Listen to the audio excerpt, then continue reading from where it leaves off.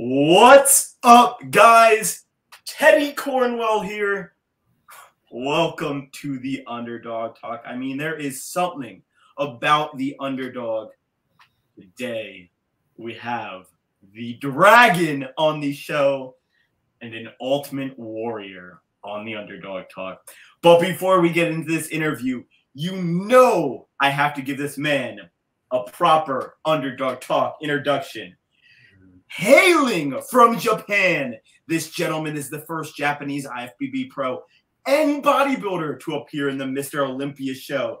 This guest was a star rugby player, a Waseda University standout, a man who routinely places in the top 3 or top 5 of IFBB events. I am proud and honored to present the Dragon, the Ultimate Warrior, the one and only Mr. Yamagishi. What is up, sir? How you doing today? Thank you. That was a nice introduction. Thank you. Appreciate that. Thank you, Hide. I tried, man. I think the big one wasn't even a standout at the Olympia or the first IFB bodybuilder from Japan. I think it was the Waseda University standout. I thought that was. I had to throw that in there. Thank you. Thank you. What's going on with you? You've been busy, huh? We've been busy here on this show. Yeah, good. Lots of good people here. I'm excited today. Hey, I'm excited because you are truly one of the best. And growing up, watching Generation Iron, I mean, you were one of the stars. And then we had Generation Iron, director Vlad Yudanon. So everything just keeps on, if you believe in something, it happens. But before we start this interview, Hide, I have to ask. I saw you're coming out with a new collab with our guy Rich Gaspari, who's on the show. I mean, is this an exclusive flavor? Where can we get this? Well, I mean, it's actually exclusive to Japan. So right now we have, I'm sure Rich already spoke about it, but Saison, which is a long seller intra workout drink. I don't know. It's been probably 10 years on the market, more than 10 years probably. I've been using, every time I compete, I was on Saison. Then this is one of my favorites. That's why I was trying to. I was always introduce Gaspari product in Japan, but it took time. It takes time, Like Japan is. I will always say this is the most advanced country as far as fitness, right? So other than United States, other than America, I'm feeling like 10 years behind. Everywhere is 10 years behind. So introducing Gaspari took me probably 10 years, but finally, Japanese people now know, Gaspari product. Probably Gaspari is one of the best supplements company well known in Japan right now. Wow. So, yeah. So Saison, this is my favorite again. So I always, I was just keep saying Japanese people, this is the best product, especially to put mass on Saison, the name Saison, right? So people over there usually they are great condition. If you see the show in Japan, a lot of guys come in shredded, but I would probably say lack of size, lack of mass hinder them to be better in a world championships. So I wanted them to take Saison, and now after 10 years people just start taking it, and it's just booming. So that's why we have one mango flavor. It's a Hidetada Yamagishi line. Then the second one is yuzu flavor, which is coming up. Yuzu is Japanese fruits. So I mean, a lot of people here listening not familiar with it, but it's kind of like a fruity flavor. So it will be great, and I'm really excited about it. I'm excited too, and I know where I'll be going in a few weeks. I'll be traveling to Japan to get some of my Hide Saison. I'm just going to put it out there. So the Underdog Talk will be taking a break. I'll be flying to Japan just to get that exclusive flavor. Now, I want to start from the beginning. Yeah. You were born and raised in Japan. You grew up with an interest in fitness, participating in basketball, soccer, gymnastics, and kung fu. So from a very early age, you were devoted to a healthy, active lifestyle.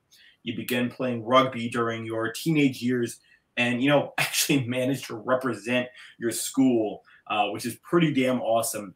What I'm very interested in, Hide, is when did you fall in love with bodybuilding? I fell in love with weight training, not necessary to be bodybuilder, but when I was in high school. So I was just,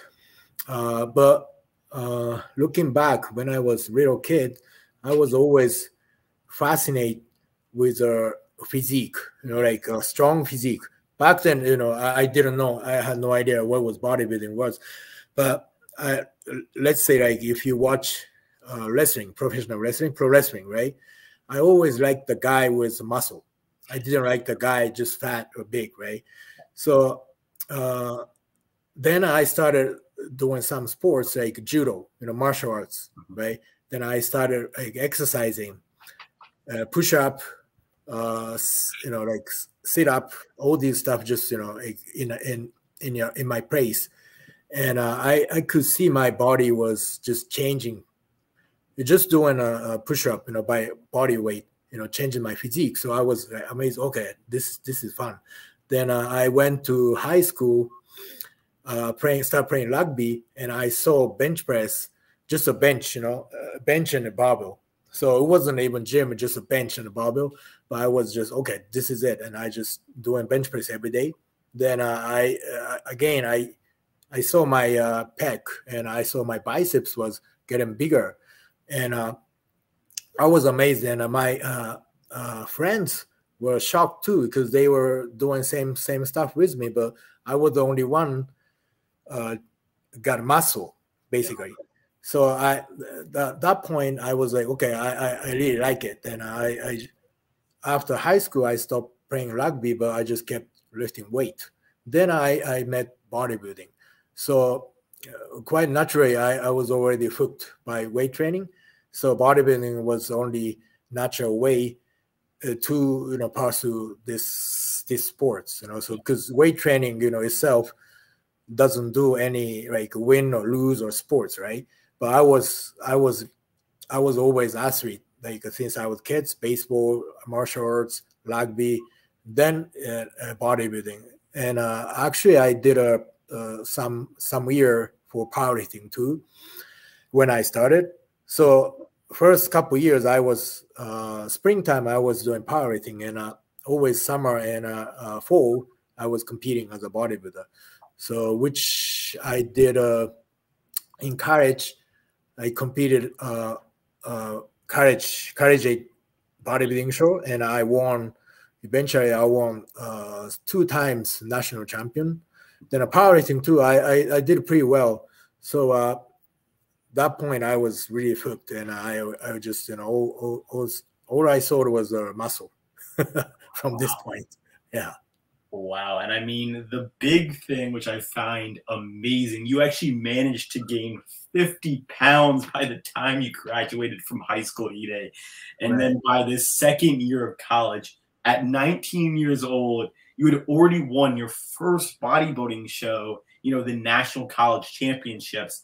You successfully also managed to defend this title in your senior year. So during this, you began making a name for yourself as a rising star in Japan. What was the feeling of people finally starting to know who you were? What was that all like?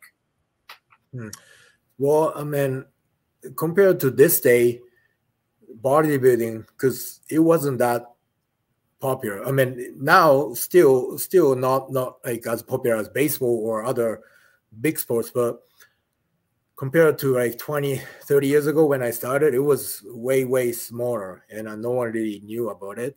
Especially in Japan, it was really niche sports.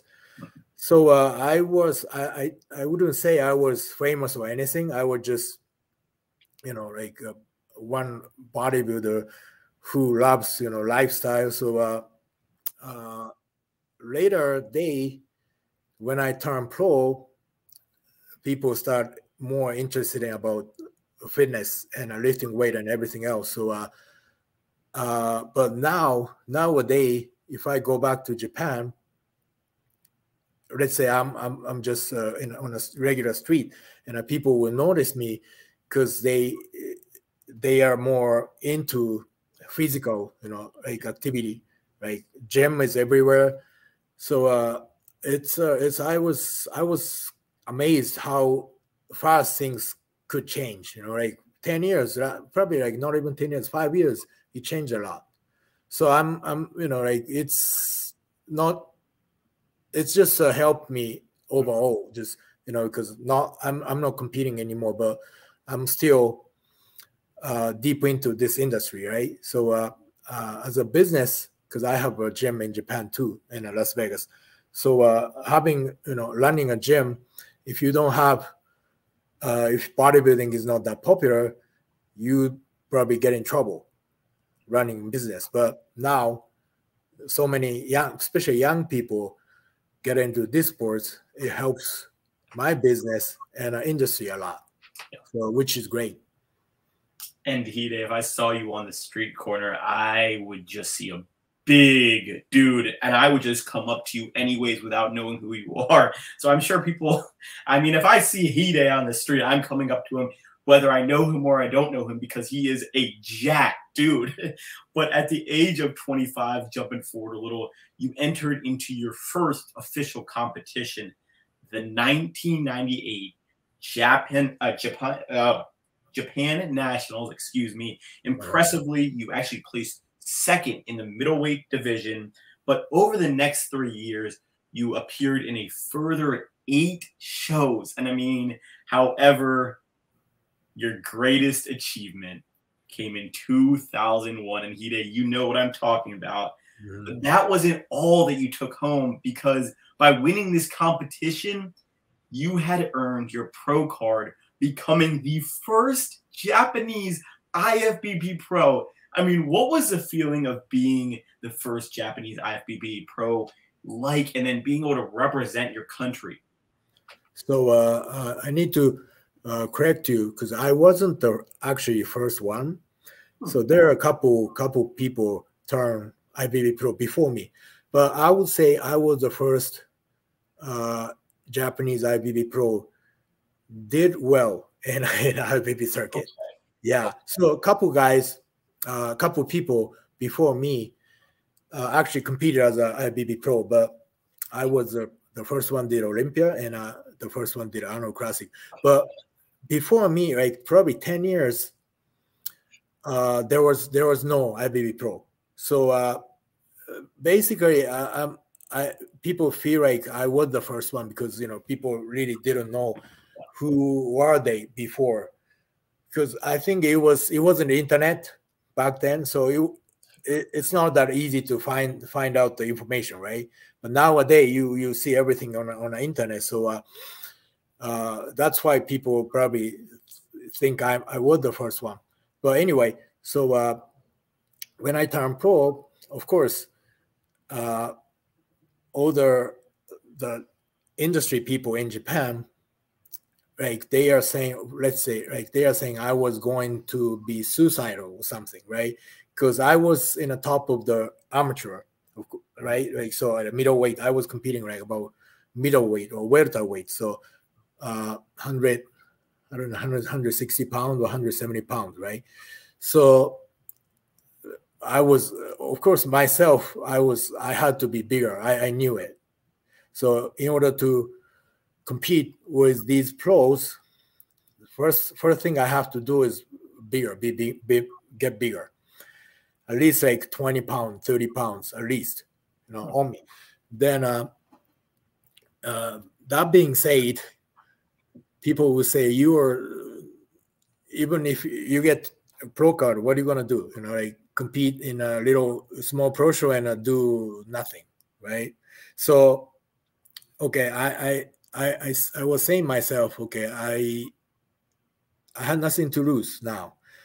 Okay, I turned pro, but I wasn't really sure what I was gonna be able to do it on the stage, but I had nothing to lose, so why not just do it, right? Then I went to Los Angeles 2005. That was my pro debut, and there was a contest named Ironman Pro back then. Yeah. So Ironman Pro was always the first pro show in a season. Yeah. It was always in January or February, right? February. So I went there, and of course I was out of top 15. No one really noticed me. I was just on the stage. Then the next year I did the same thing, 2006. I went same show, and I did exactly the same. I would just stand there and did a couple posts, and but this time I didn't go home. I stayed in California. Yeah. I was training in Venice Goals, and I have a good friend. He actually a friend with Mirosh Shashib. So he actually introduced me to Mirosh, and Mirosh invited me to his gym. So I just, the next day I got email from Mirosh. I went to his gym. It was probably like a 1 hour drive from Venice, like California, because the traffic terrible over there. So it took me 1 hour to get there, and then as soon as I got there, Mirosh was training Chris Dim. You know who Chris Dim is? Yeah, Chris was one of the guy I was really looking up, because he is same Asian, from guy from Asia, and he just praised top 3 in what show was it? San Francisco Pro. So he just qualified for, or he already did Olympia or something like that. So I was always watching his training on VHS video, right? So then now he's in front of me training with Mirosh. So I was like, oh man, Chris is here. And I was like fan boy. I was watching them training, and I was like, okay, wow. Like I was just amazed, just watching them. But next thing after Mirosh finished training with Chris, then Mirosh asked me if I wanted to join leg training with other guys. So okay, I said okay, I'm gonna do it. Then I waited a couple hours, because that was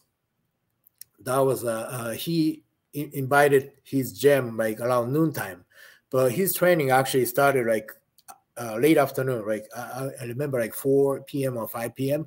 So I was waiting there, right? I was waiting. So then guys showed up, and all these big guys. One guy, his name is Heiko. His name is Heiko. He was from Germany. He don't compete anymore, but he was huge, like 250 pounds. And other guys, they all like double the size of me. Then probably about 5 guys start training together. Giant set. So Giant set, I never seen or I never heard of it, right? But good thing I was very good at endurance because of the sports I have done, rugby and judo and all these martial arts. Then this big guy, I saw they were a monster, but when I training with them, with Giant set, I was actually better one. I was better than them because I had an endurance, right? So I start thinking, okay, these guys look like a monster, but they are actually human being. Yeah. Then I start feeling like, okay, maybe I can compete with them. So that was a good thing. Start training with these pros, because I realized in the gym, most of the time I could do better than them because I train hard, right? So that was the time I start thinking, maybe I can be better IBB pro. Yeah. That's year 2006. Everything changed. And months after Ironman Pro, I placed 11th in San Francisco Pro. So that was the first time I cracked into top 15. Mm-hmm. And I feel 11th place, but I felt great. I mean, I felt like dream, because I thought I was not going to go anywhere in a pro show, but I did it, like 11th place. Yeah, I'm excited to just talk about it. And I mean, just the fact of getting there, I mean, that's exciting in its own aspect. And I was just talking with legend yesterday. Mr. Sean Ray was on the show, and he also was bringing up the Ironman Pro about how that was his ticket. So I mean, this Ironman Classic or Ironman Pro it's definitely a big name, and I had no clue until you and Sean were talking about it. Right. So it was like the magazine company Ironman. Yes. So Ironman's publisher. Oh God. Oh my God. It's bad. Right nowadays I start forgetting people's name. Oh my God. Anyway, the Ironman publisher, he's a legend guy. I feel so shame. I can't say his name right here. Oh, John Barrick. Oh. He was the promoter. Yeah, John Barrick was a promoter, and he was really good at writing. And people just if you come in probably like 80% condition, you still look great. If you come in 100% condition, you look like amazing, like crazy amazing on that stage. So everyone wanted to compete Ironman Pro. Of course, Olympia was there, New York Pro was there. Probably Ironman was let's say Olympia, Arnold, New York Pro, probably fourth best show back then. Wow. Yeah, no, it definitely became a very popular show with competitors such as you, Sean. There's so many legends in there. And I mean, the rest is history for you, Hide, as you became the first Japanese man to appear in the Mr. Olympia. Excuse my earlier mistake. We'll put it like that. The first man to make the big achievement of being in the Mr. O and the Arnold. I mean, finally, Hide, I want to ask you a big question. I mean, as someone who's really seen it all in the fitness industry, come from different backgrounds in sports and just different background in general, what is your biggest tip for someone who is looking to start their fitness journey like you once were? First thing is, like, this is you have to love it, right? So you need to always remember where you come from, why you started. A lot of people, when like every day you excited to go to the gym when you started, right? Excited to have meals, excited to having supplements, right? So, but over the year, probably forget about it. Like, feels like going to the gym feels like an obligation or something, right? Eating feels like, oh, you must do it. But like, you have to enjoy it, you have to love it. Like even me, when I was competing, sometimes I am doing this sometimes, right? But end of the day, okay, I love it. That's why I'm doing it. So either way, if you want to compete, if you want to be a competitor or not, but if you want to do it, if you want to pursue it, and eventually, if you want to make business out of it, you have to love it. And if you don't love it, you don't last. So that's the one. It's not really advice. It's just comes from your heart. And second thing, if you love it, you just need to be patient. Yeah, nowadays, because you see all the Instagram, social media makes you feel like you can achieve this, like really quick, or 1 or 2 years. But all these guys behind the scene, they, sweat, blood and sweat for 10 years, 15 years, right? They just don't show it on a social. So understand, that you got to understand it's a lot behind the scene, but eventually you'll be there. And after that, I mean, you have to be smart, right? Smart, and you have to be really appreciated, because you feel like you're doing it own, but you have to have it's a team sport, bodybuilding.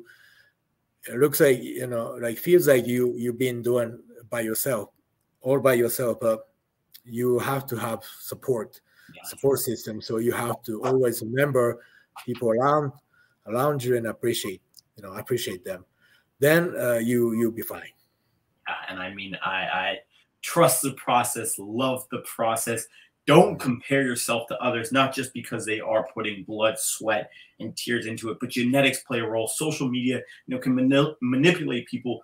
One thing I've learned from being the host of this amazing podcast is, and so many big influencers have told me this: compare yourself to the day before. Don't compare yourself to others. Now, finally, Hide, I said that was the last thing I really wanted to go into, but you are the second gentleman that I've had that was on the legendary Generation Iron. We had Branch Warren. We actually had the director Vlad Unit. I have to ask real quick, what was that like, being filmed and, kind of having your backstory and being more open in ways that you might not have thought you would be?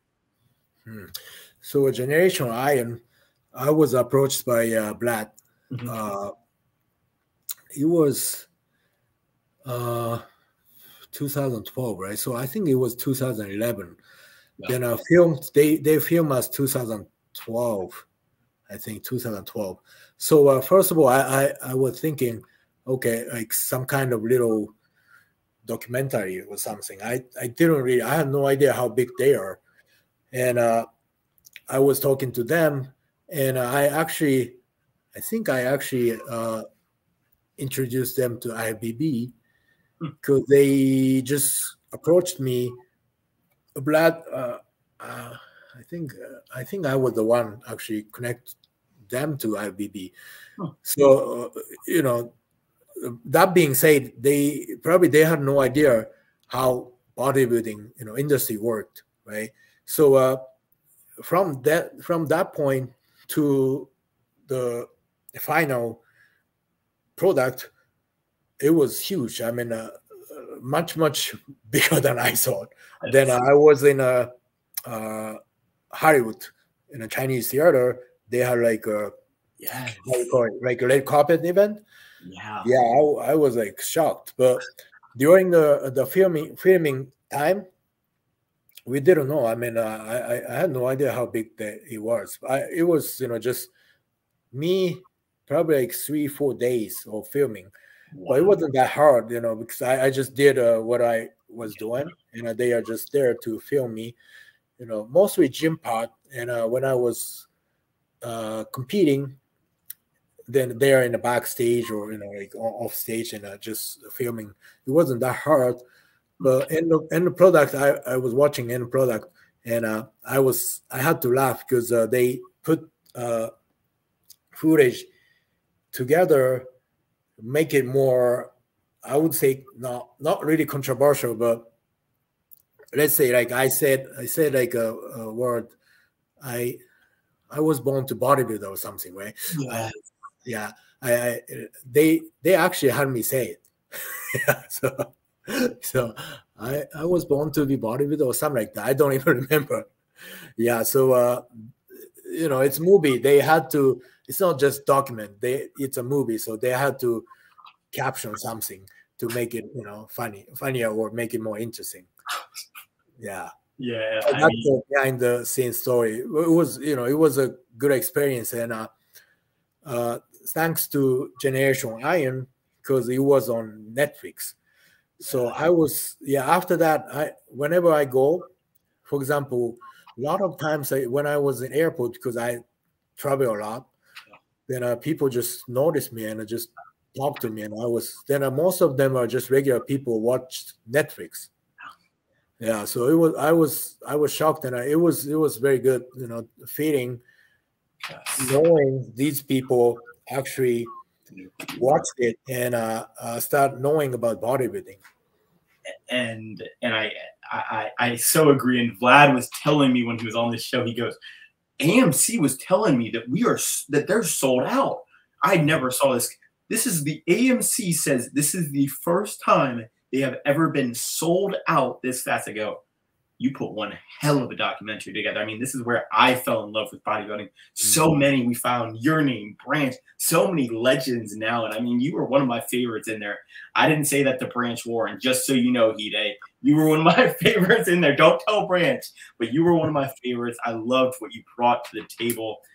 Hide, it has been such an honor and privilege. But before we go, I'd like to get my guests out of here with some rapid fire questions. Are you game, sir? What is that? Are you game for some rapid fire questions? Oh, rapid fire question. So you question me and I answer as quick as you can. Oh, okay, okay. Comes to mind. Okay. Dragons or lions? Dragons. Easy. We're starting off. Yeah. Favorite cheat meal? What? Favorite cheat meal? Sushi. Yes, I love it. I love it. This is going to be a very interesting one. Be hit extremely hard in a rugby match or have to skydive? Oh, rugby game. I can't take skydiving. What if it's like, all right, I don't want to skydive. I would take a big hit too. I don't know how big, not from someone like Hide, maybe someone my size, but I would take the hit. I'm not skydiving.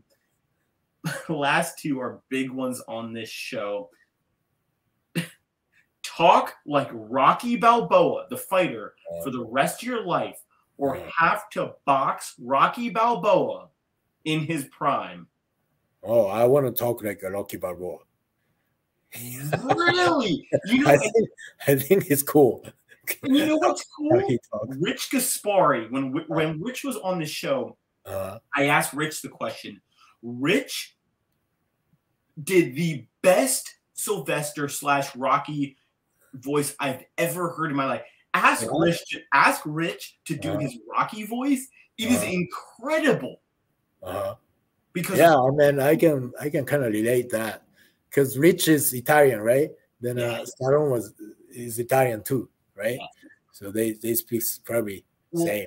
Also, Rich told me when he was on here that the reason Sylvester Stallone got ripped for Rocky was because of Rich Gaspari.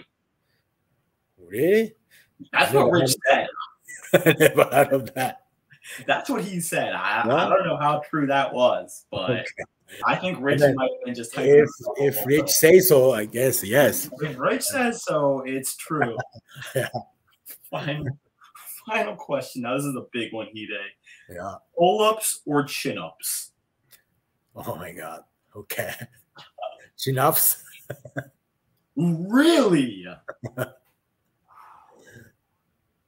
Yeah. You know, I thought pull-ups was the right answer, but again, I can't argue with you guys because you guys are just so damn big. It's just like, damn it. I just think pull-ups are harder, but chin-ups, you work on your biceps. And I mean, you can look like Hide, so do your chin-ups. Hide, it has been, again, such an honor and privilege, sir. Before we go, is there anything you want to plug? Where can we find your content, your codes, anything? The floor is yours, sir. So I have a YouTube channel. Yep. It's mainly Japanese, but I do some interesting stuff, not just training, but also food. And I wanted to do some, not just funny, but out of bodybuilding content. So my YouTube channel, Hidetada Yamagishi channel. Then I have a gym, Powerhouse Gym Las Vegas. So if you wanna come see me, I don't know if you want to come see me, just come to Powerhouse Gym Las Vegas. I'm always there, and I'm partnered with Iris Kyle. Iris said you wanted to have Iris too on a yeah. So she will do it for sure. And I just want to thank Rich Gaspari to help my career. Without him, I wouldn't be here today. And the last thing I wanted to say is Steam Iron. This is my new clothing line. So yeah, it's mainly, again, it's in Japanese market right now, but we are planning to come to States very soon. Steam and Iron. Steam. Yes. So this is my clothing line. I just launched in May, and I plan to go back to Japan in a few weeks in August. So stay tuned.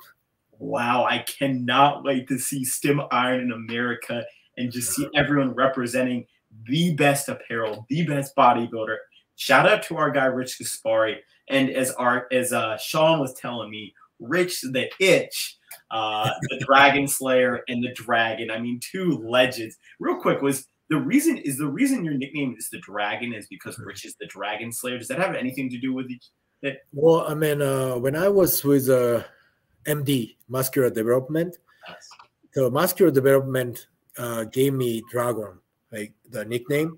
So I didn't know if it was something to do with Dragon Slayer, but if it did, it means, you know, he's Dragon Slayer. So I was planned to be killed or something.